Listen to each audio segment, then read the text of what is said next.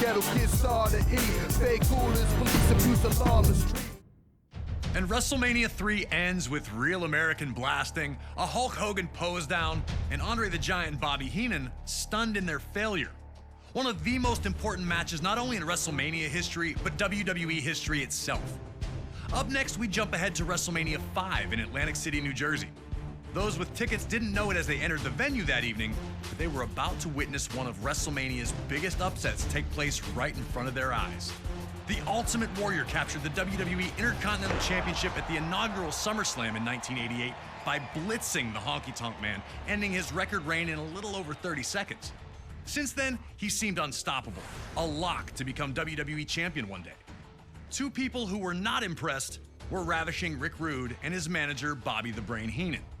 The 1987 Slammy Award winner for Best Body felt that Warrior was nothing special, both in ring and even in terms of physique. This led to Rude challenging Warrior to a super pose down at the 1989 Royal Rumble, where the winner would be decided by the WWE Universe's approval. Pretty quickly, it was clear that the Ultimate Warrior was going to be crowned the people's choice, and Rude was livid. He'd launch a vicious attack, bringing the competition to an abrupt end. That would lead to the signing of the contract for the two to compete in the Intercontinental Championship match at WrestleMania 5, and the world felt that Warrior would destroy his brash challenger. But Heenan and Rude were more than prepared for the champion. Heenan was desperate to have WWE Gold in his vaunted Heenan family ranks, and he knew that the Ravishing One was the right man for the job. They told anyone who'd listened that Rude was going to beat the Ultimate Warrior at WrestleMania, and now the time had come. Had they backed Warrior into a corner, or were they about to realize they'd bitten off far more than they could chew? That's a question only you can answer.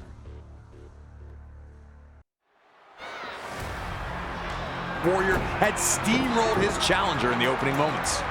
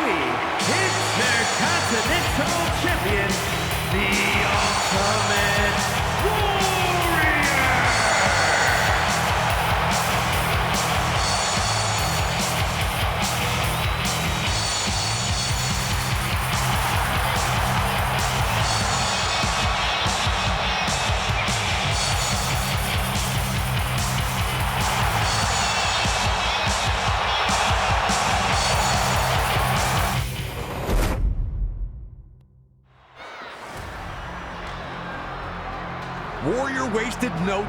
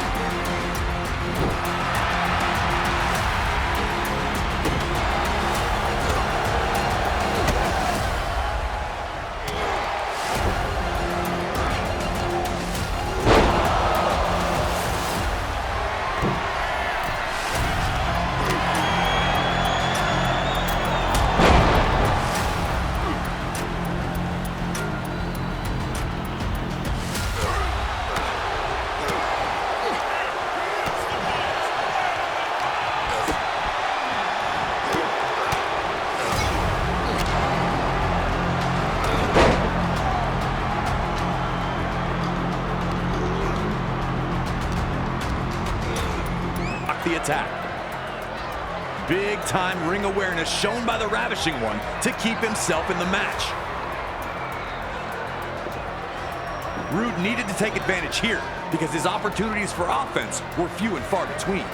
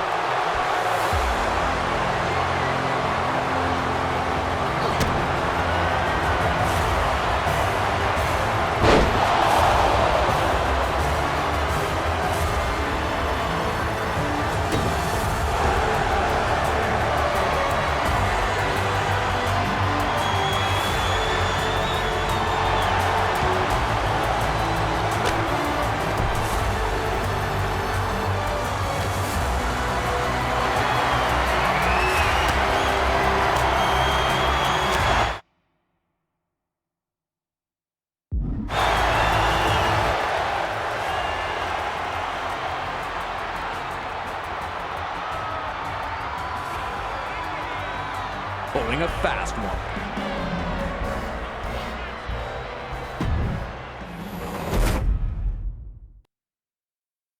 Assist from his manager, the Brain.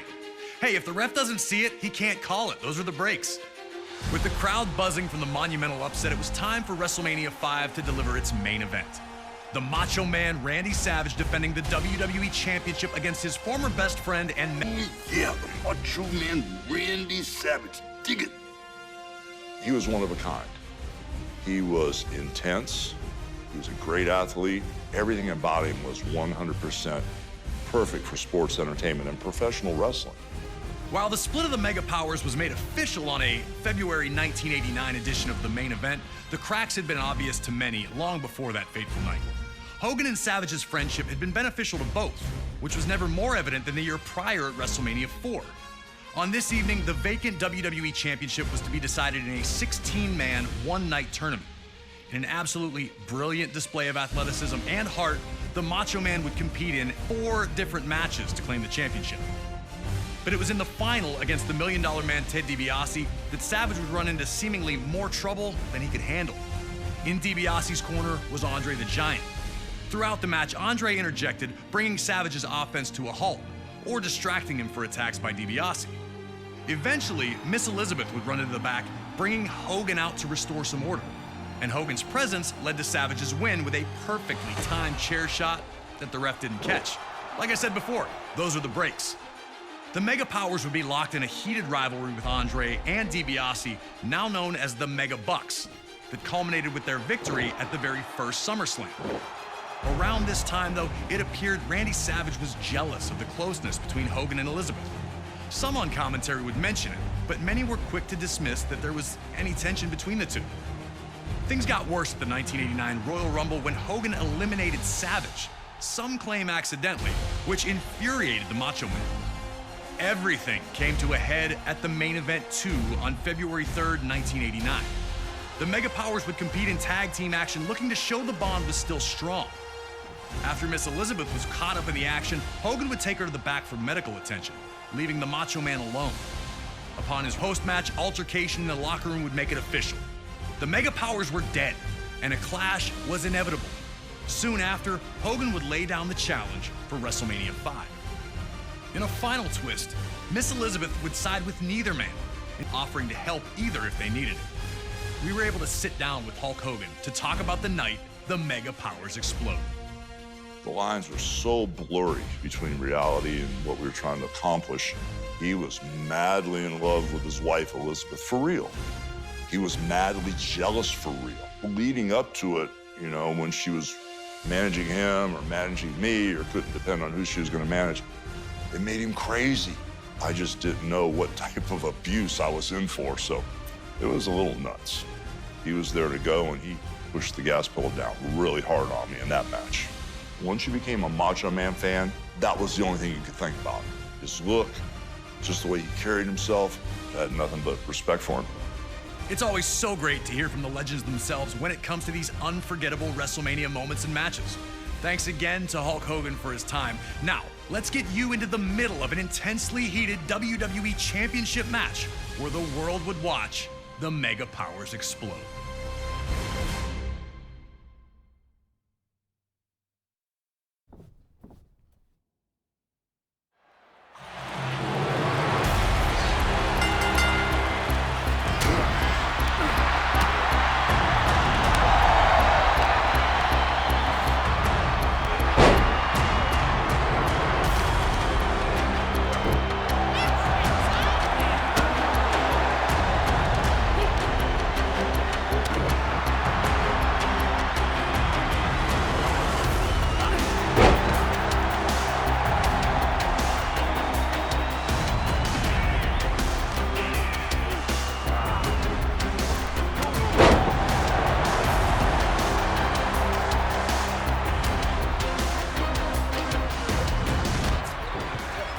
Hogan came into this match insane and had slowed things down, looking to restore some order.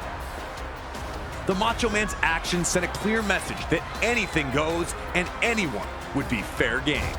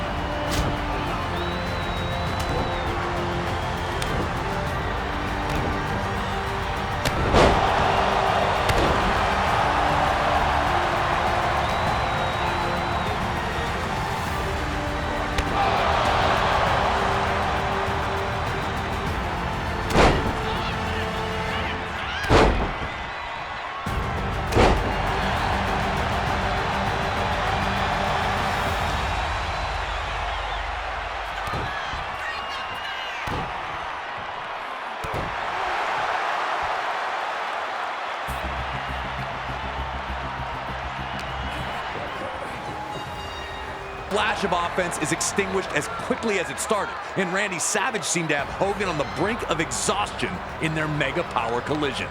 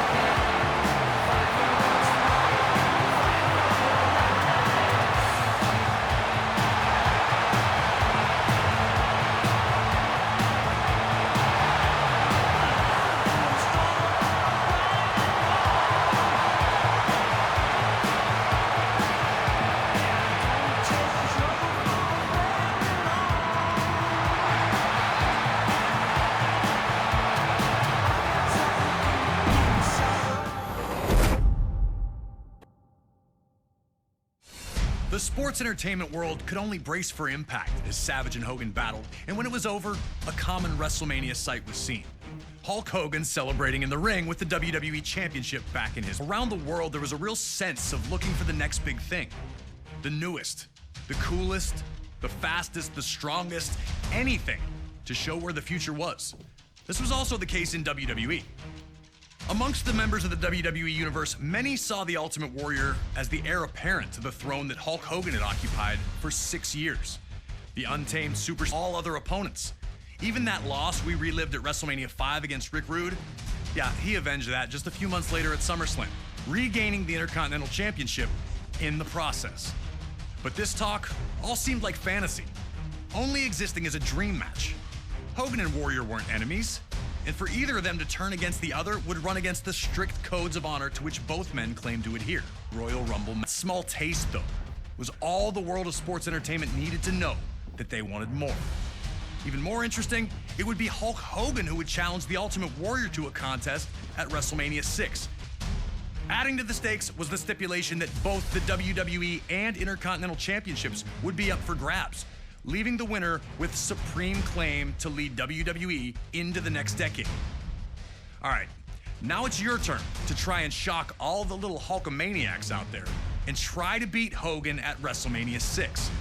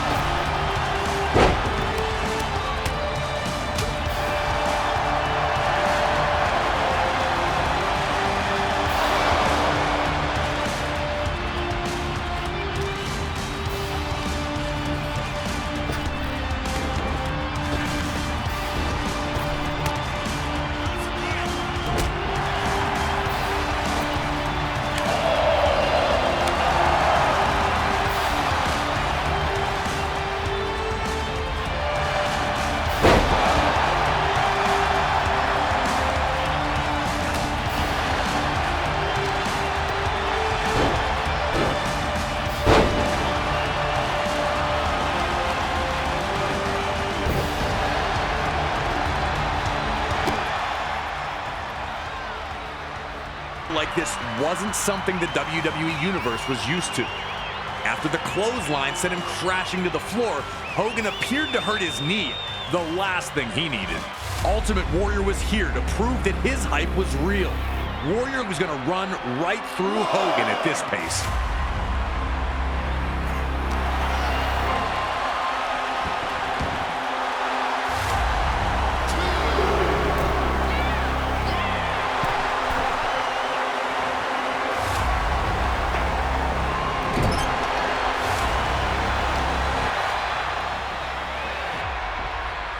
Superstar getting to his feet while Hogan stays down. The Hulkster was running out of magic. Could he find one more iconic comeback?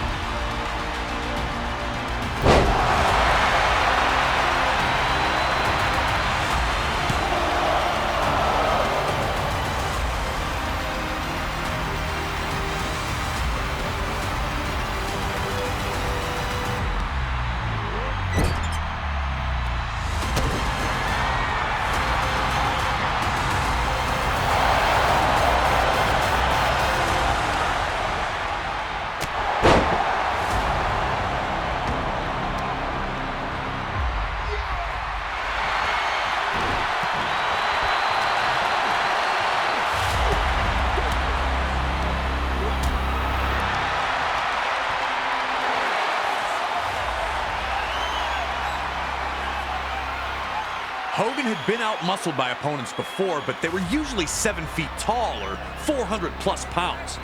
So the referee gets flattened, and now there's no one to count falls.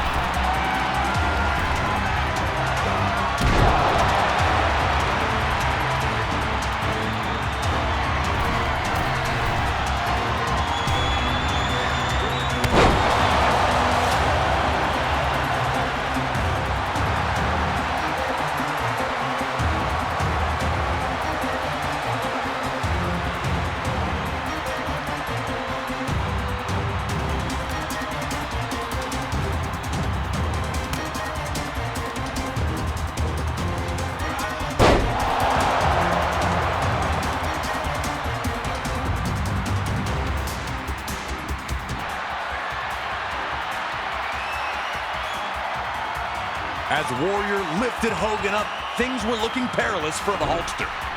Now it was just up to the Ultimate Warrior to fulfill his destiny. Could he defeat Hulk Hogan?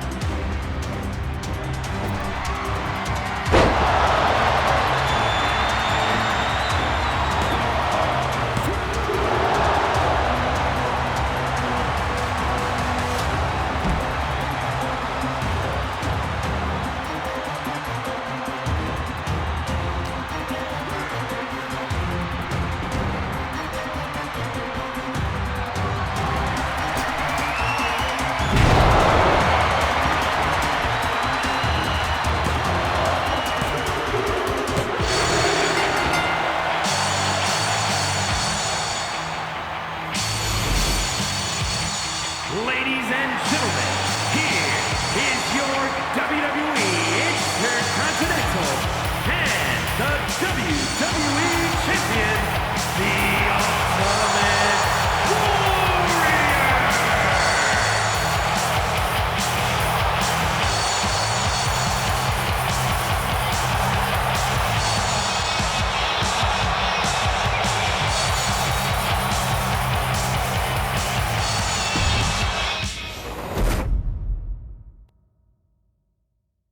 An incredible victory for the Ultimate Warrior there, becoming the first superstar to hold the WWE and Intercontinental Championships at the same time. A truly historic feat on the grandest stage of them all. A victory that signaled a new wave of change that was about to hit all of WWE. He captured his first championship in the company at the 1992 Royal Rumble. The wrestling world rejoiced for Hot Rod as the fiery superstar showed once the most reviled man on the roster, he was now appreciated for his authenticity. Everyone was happy for him, except for one guy. Bret the Hitman Hart had changed his status in WWE in the spring and summer of 1991. When his legendary Hart Foundation amicably split the team, Bret would use the opportunity to springboard up the singles rankings, winning the Intercontinental Championship at SummerSlam that year. Wanting to be an active champion, Bret faced off against all comers, finding victory each time out.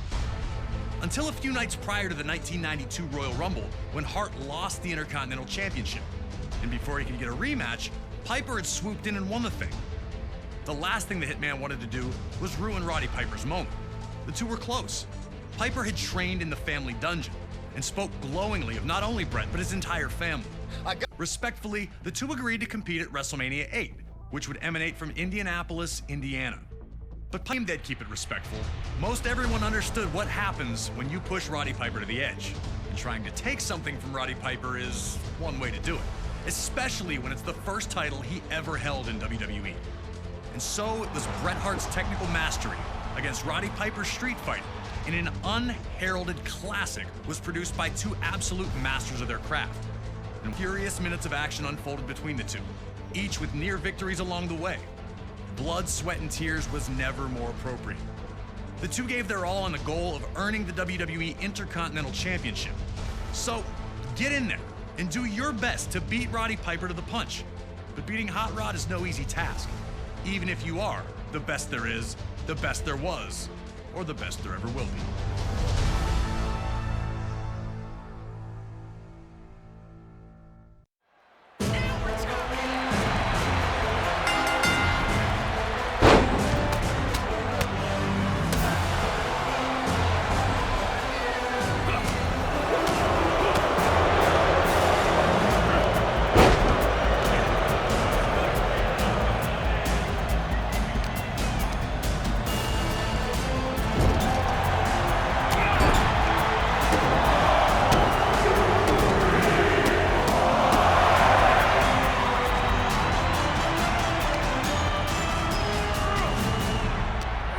Desire to win and be champion override his desire to play fair?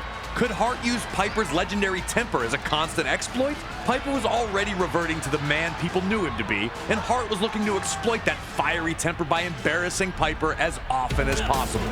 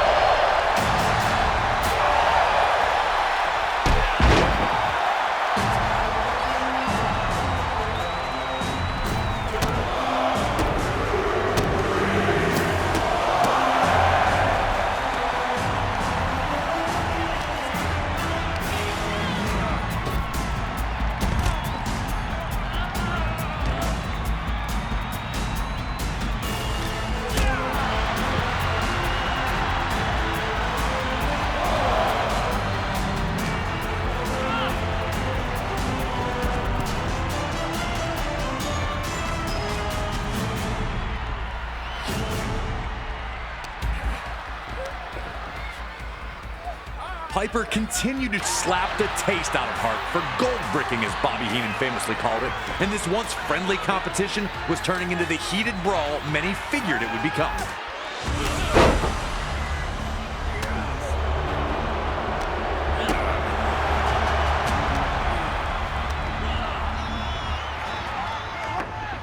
Huge sucker punch. The gloves were off, and the two were in a fight for survival. Hart wanted to use little tricks, while Piper just suckered him with the old, your shoes untied. A huge shot from Piper, and it looks like the Hitman may be busted open.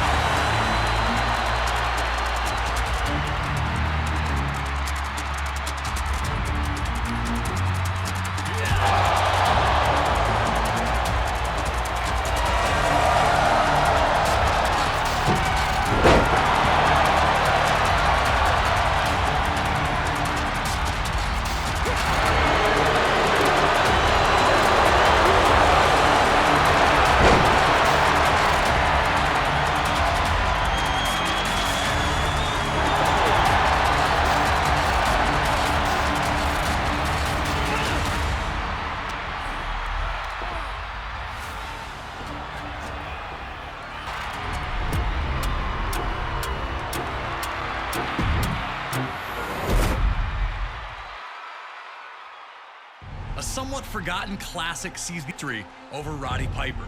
And WrestleMania 8 sees a rare professionalism from him, makes the moment all the more memorable. Up next on this WrestleMania train down memory lane, we go to WrestleMania 10 in New York City, and the first ladder match to ever take place at WrestleMania.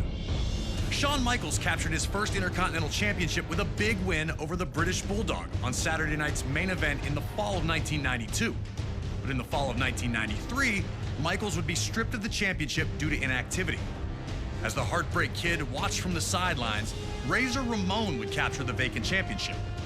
At the 1993 Survivor Series, Michaels would announce that he was back and that he only had one mission: to humiliate Razor Ramon, who he considered to be a fake champion. Having never been defeated in the ring, HBK still believed he was the rightful Intercontinental Champion.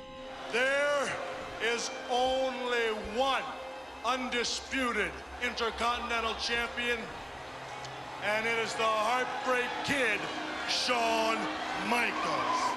Never one to back down from a fight, Ramon was more than ready to face Michaels anytime, any place. But Shawn wanted to play games with the bad guy, interfering in his matches and even performing Ramon's vaunted Razor's Edge finisher to taunt him. Shawn was also very open about relying on his 7-foot monster of a bodyguard, Diesel, to help him get through any tough situations. WWE officials, forced with figuring out how to decide who the true Intercontinental Champion was, came to a decision. Both championship titles would be suspended above the ring in a ladder match. The matchup would see both men use everything they could to stop the other, including the ladder repeatedly. It was used as a battering ram, even as a perch from which to dive for a huge splash. Both Razor Ramon and Shawn Michaels laid it all on the line in this epic clash, leaving everyone breathless with each new flurry of offense. Stay focused, and maybe you'll be oozing enough machismo to climb that ladder of success.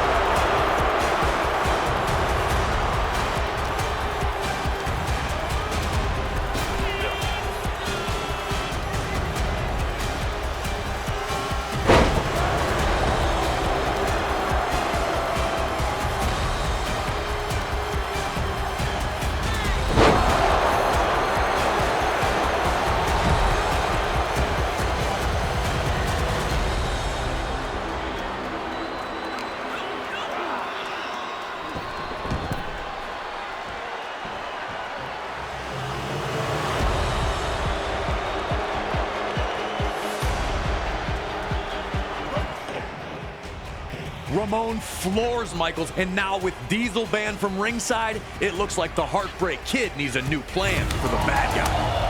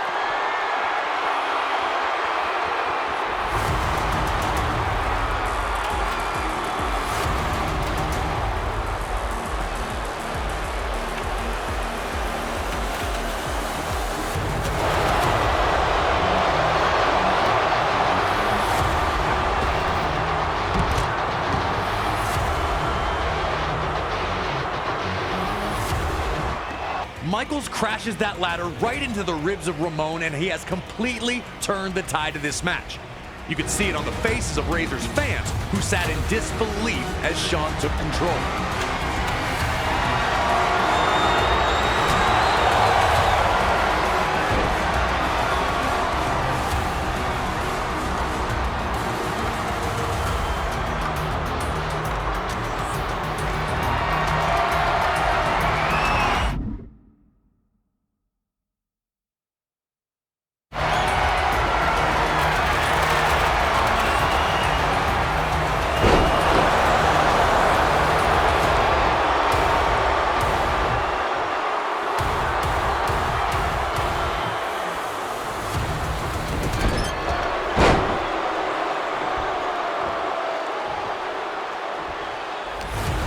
To his knees and toppled the ladder over.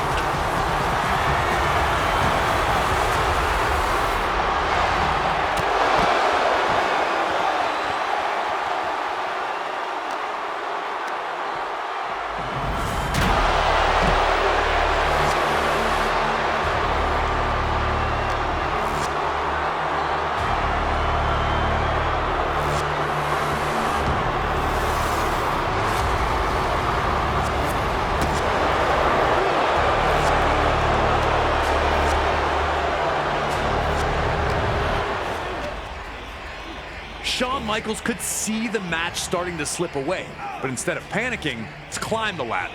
He'd proceed to fall with the ladder beneath him onto the downed Ramon. It was now or never for Razor Ramon as his grasp on the Intercontinental Championship appeared to be slipping.